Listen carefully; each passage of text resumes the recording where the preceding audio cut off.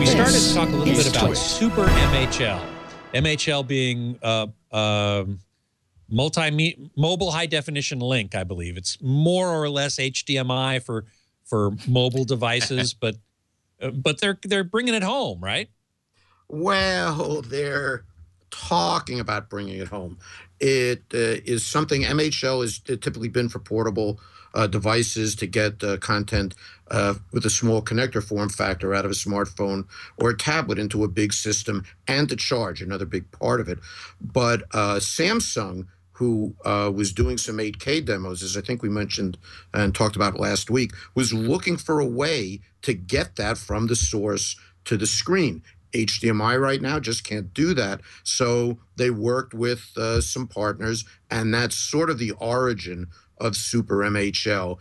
And I think you've got some of the specs on that. It's pretty impressive, but it's easily a year out, year and a half. We have a couple of pictures. Here's one of the color space or color gamut that MHL is supposed to be able to transmit, which is called BT 2020, very wide color space, which is not currently available in many TVs, if any. But when it is available, MHL apparently will be able to transmit it. Other pictures that we have here include, here are some of the connectors. And one of the nice things about Super MHL is that it's what's called a symmetric connector. So you can plug it in either way. It doesn't have a right way and a wrong way to do it.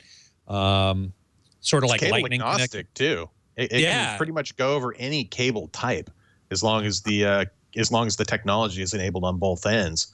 And the other thing too is they were showing a demonstration at the Super MHL booth of it's capable of transmitting up to 40 watts of power too. So they claimed at the booth that they were driving that 8K display with just the cable providing power. I find that really hard to believe. I did too. But I'm sorry. They did claim it, but that was one huge display, and you're not driving that 40 watts. And I mean, they're talking. The picture we just saw there was of 16-bit or 12-bit anyway. I guess 12-bit color, maybe 16-bit, and 12-bit, 10-bit, 16-bit. There it is. Okay, and so you're supposed to be 8-bit, 10-bit, 16-bit.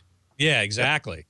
Now, if we take a look at and you can see the banding. This is, by the way, a very good example of why you want more bits in your display and in your signal. Notice on the 24-bit, which is 3 times 8 bits, you have all this banding in the sky. And in 30-bit, 10 bits times 3, you have less. And in 48 bits, you have much less still. And that's why we want to have more bits in the signal and in the display, because then we don't have this banding.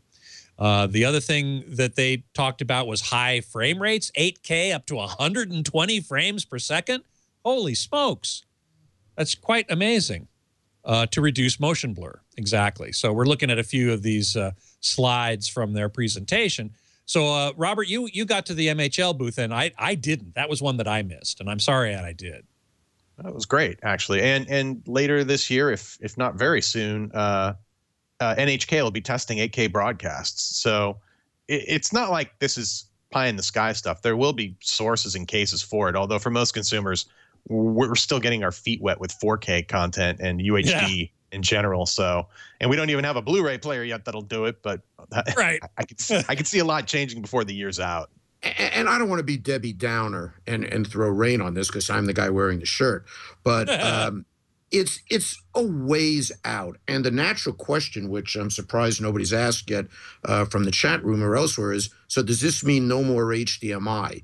And I asked, after I went to the Super MHL booth, which was a little further down into the South Hall, I went back to HDMI and found Steve Venuti, and he was pretty straight up about it. And his response was, I don't think you're going to see us be left behind. By the time that there's a real need for this, I mean, as Robert said, we hardly have 4K yet, and 8K is going to have tests, and that's all well and good.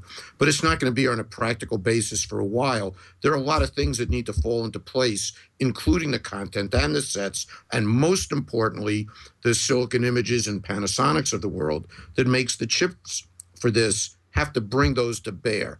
And that's easily a year away. By that time, just like DTS wasn't going to be left sleeping with Atmos.